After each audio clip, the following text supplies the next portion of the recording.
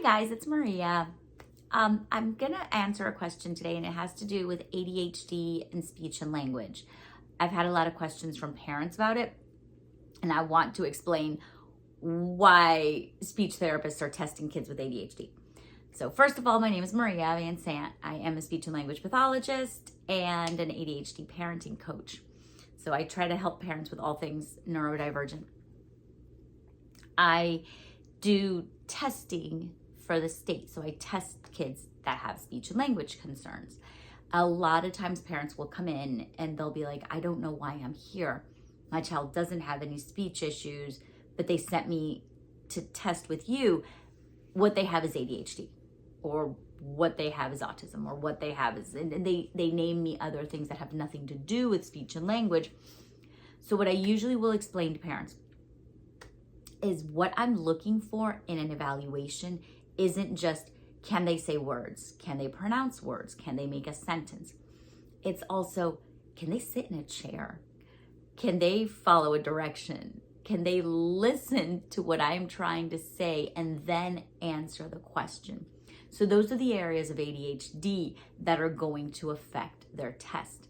It's not necessarily that they have a speech and language issue, but it's that their ADHD symptoms or some of the things that they struggle with are going to affect how they act, and they're going to affect their scores and how they do in testing.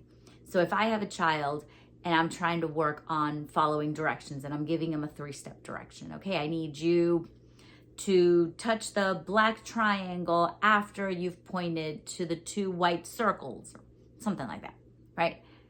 And they showed me the circles because it's the last thing they heard, but they didn't even hear triangle. They're on another thing. They're pointing to whatever they want. It's not that they don't know how to follow a direction. It's not that they don't understand a concept. It's that they literally didn't stop and listen and pay attention long enough to actually do the direction. If I ask a child a question and I'm not even finished with my question and they're already answering it, they are not paying attention to me. Chances are they're answering something that has nothing to do with the question that I'm asking, not because they don't know this concept, but because they just were impulsive and they answered anyway. And a lot of times, the difference between that is if I ask you a question and you get it wrong because you were impulsive and you answered the first thing that was in your head, or you just didn't listen to my question. If I ask you that question a second time and I say, hold on, let me finish, and then I ask you the question and you get it right the second time, it's not that you don't know it. It's that you were impulsive the first time, and that's an ADHD issue. So the reason that you get questions wrong on tests is not that you don't know them. It's that you probably didn't read the question, or that you were, thinking ahead of yourself.